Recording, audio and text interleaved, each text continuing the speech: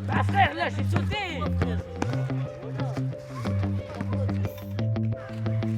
Vous voulez que je joue avec vous, quoi? C'est vrai? Je vous regarde d'abord un peu.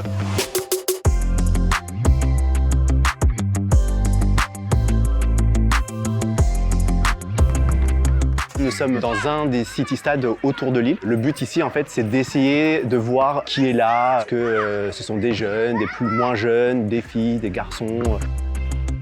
Pour moi, ce qui m'intéresse vraiment, c'est de voir qui vient pratiquer et pourquoi. Quand je vois qu'il n'y a pas de filles, je me dis mais pourquoi en fait?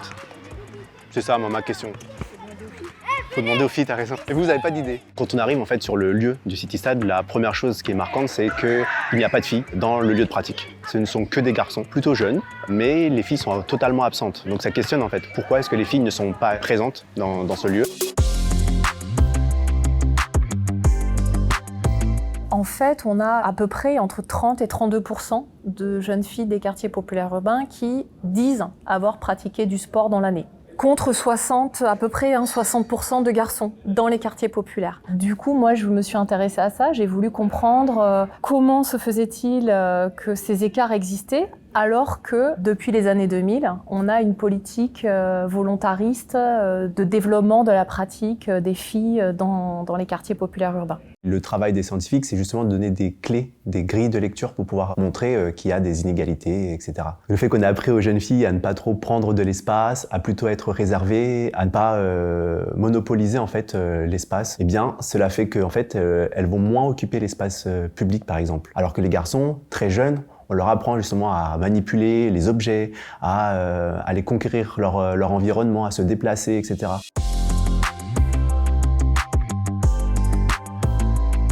En sociologie, j'utilise l'observation participante. C'est le fait de concilier à la fois l'observation d'un terrain d'enquête avec en plus notre propre participation à nous. En fait, on fait partie du groupe qu'on étudie, et parce qu'on fait partie du groupe qu'on étudie, on est intégré en fait dans la manière de fonctionner, et du coup on voit mieux les codes, on voit mieux les normes, on voit mieux les manières de faire, les routines, etc.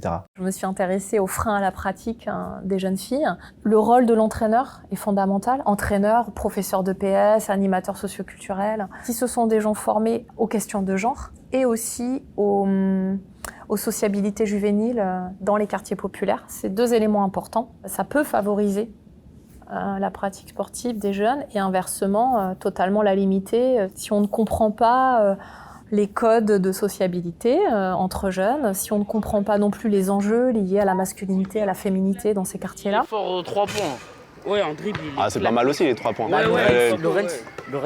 Lorenz, lui, il a 14 ans, il fait 18 ans. On se rend compte que les filles qui restent aussi, c'est celles qui ont un intérêt à rester. Alors, parce qu'elles ont construit un plaisir. Alors, bien sûr, le plaisir aussi se construit parce qu'on est en réussite, mais c'est aussi parce qu'on est valorisé dans sa famille, par l'entraîneur. Ça participe aussi à l'intérêt de faire du sport et de s'engager dans la pratique sportive. On va dans la bonne direction dans le sens où, ce qui est sûr, c'est que vraiment, depuis plusieurs décennies, les politiques se sont emparées de la question et ont conscience du problème. Et on peut imaginer aussi qu'on est dans une dynamique de l'égalité homme-femme qui va progressivement aussi peut-être aller vers moins de stéréotypes liés au corps, aux performances, voilà.